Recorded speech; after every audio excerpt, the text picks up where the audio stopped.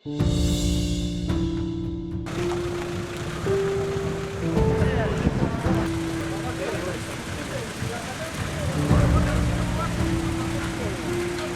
خپله پکې زخمي شوم او دا بچایو مینده نه کوم بس زه به وششول ورک کیدای شي مړ وي.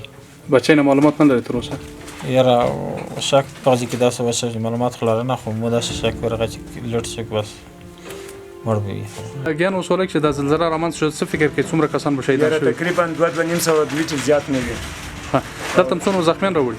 زخمیان خو ولا دغسې تیاره ورځي راوړي راځي راوړي معلومات دومره ډېر تشته نه مونږ چې څرنګه مریضان وشو تیاره راغله مونږ راغلي هلته پته اوس نشته راته څه به وشي. خلک لګیا دي لکه دغسې وباسي په ګمټۍ په بچې باندې لګیا دي خپارې باندې لګیا دي په ټکټرې لګیا دي که نه کار کېږي او لګیا دي په باندې. څومره کورونه به وران شوي؟ یاره تقریبا خو ولسوالي کې څه کو داسې کورونه پاتې دي نه.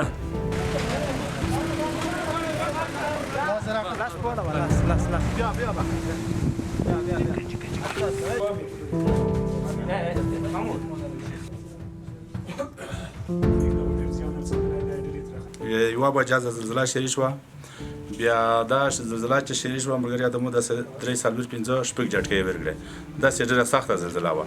دا د ګیان په ولسوالۍ کې داسې کر پورته نه شو چې ړنګ نه شو 2 کلینه 3 کلینه 5 کلینه هر سړي د منځه لوړ شو او شهیدان داسې وښیه چې تقریبا زه داسې یم چې 3,500 کسونه به وي. په دې کې ښځې ماشومان هم دي؟ په دا کې ښځو ماشومان یس په خبره دغسې یا لګیا دي میږ د الوتکه چې روغله د ځنه مریضانو مرجع کړه ملګري ادم د ځنه پاتې شوه. دا پیښه چې موږ تاسو په دې زون کې سوي ده خاص کر پکتیکا کې په دې کې تقریبا دلته چې اوس را رسېدلي دي 14 زخمیان سړي هغه دلته د کلي اردو په دې روغتون کې دي او تقریبا تر 100 پورې دا په حفظوي روغتون کې دي. زنانه او وړوکي هغلته دي او سړي چې هغه دلته دي او د دې لپاره ټول امکانات په کار باندې اچول شوي دي.